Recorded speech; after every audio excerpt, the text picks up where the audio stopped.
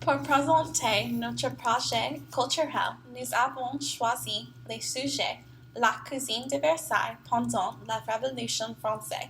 Notre question principale était ceci: qu'est-ce que c'était la cuisine à Versailles avant la Révolution et comment l'a influencé le début de la Révolution?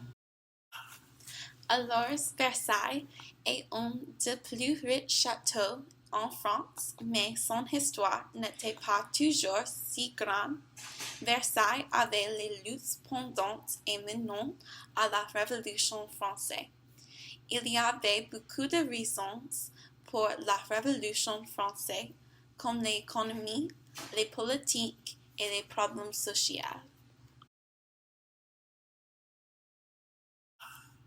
Par exemple, économiquement, il y avait une disparité entre les trois États. Mais en 1682, le château de Versailles a été construit pour 2 milliards. Les problèmes avec l'économie ont été vus avec les nourritures existantes aussi. Factimisement, quand Marie-Antoinette a dit qu'ils mangeaient les gâteaux étaient la brioche, une type de pain. L'été général ne mangerait que du pain et de la soupe quand le roi avait les grands repas avec les tables ouvertes. Les tables ouvertes sont les plats pris au château avec des autres personnes nobles. Le roi devait servir beaucoup des autres gens avec ses repas. Mais Louis XVI n'avait pas si l'argent qu'il croyait. Il vivrait en haut de ses ressources.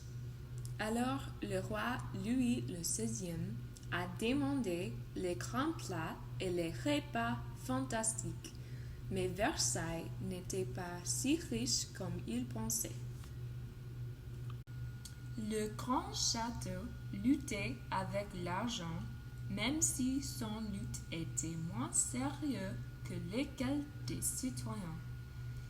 Donc, les sauces étaient créées par les chefs de Versailles pour couvrir la dégradation de la nourriture.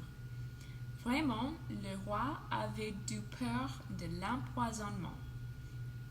C'est la raison pour la popularité des sauces en France aujourd'hui. Alors, Versailles avait plus de richesse que la population générale, mais la grandeur était une façade. Mais la population générale ne le savait pas et il se mettait en colère avec le roi.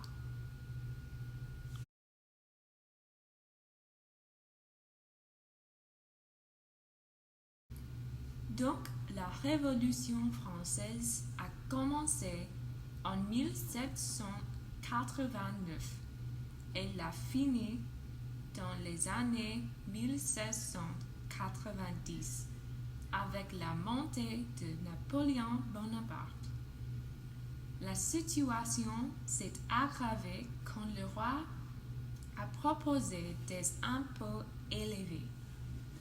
La troisième étape, ça déclare l'Assemblée nationale et ils ont envoyé le serment de jeu de paume. En 1189, après le jour de la Bastille, ils ont envoyé la Déclaration des droits de l'homme et du citoyen.